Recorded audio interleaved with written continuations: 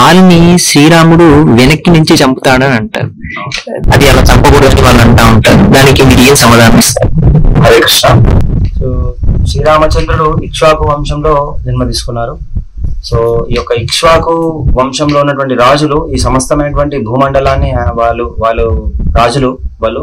So రాజు యొక్క ధర్మం ఏంటిదంటే, సో వాళ్ళు వేటకు వెళ్ళినప్పుడు ఈ యొక్క జంతువులని వెనుక నుంచి చంపేటువంటి ధర్మం ఉందన్నట్టు.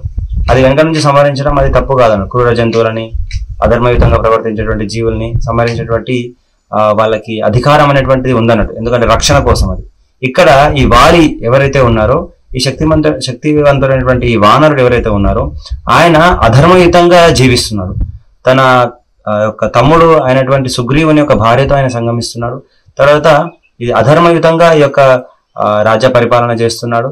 కాబట్టి ఈ యొక్క ఇంద్రియ భోగంలో నిమగ్నమైపోయి ఉన్నాడు అన్నట్టు సంపూర్ణంగా ఆయన. కాబట్టి ఆయన యొక్క ఉద్ధరణ కోసం తర్వాత ఆయన భగవంతుడు ఆయన్ని అక్కడ అలాగా సంహరించడం జరిగింది. అది ఎటువంటి తప్పు కూడా ఆయన కాదు. మళ్ళీ ఇంకొక విషయం ఏంటిదంటే, భగవంతుని యొక్క అస్త్రం యొక్క స్పర్శ అతనికి తగలడం వల్ల ఆయన పవిత్రం అవుతాడే తప్ప అతనికి ఎటువంటి నష్టం లేదు. మామూలుగా చనిపోయాడు అనుకోండి, అతని పుణ్యం ప్రకారమో పాపం ప్రకారం రకరకాల జన్మలు వాళ్ళు తీసుకోవాల్సి వస్తుంది.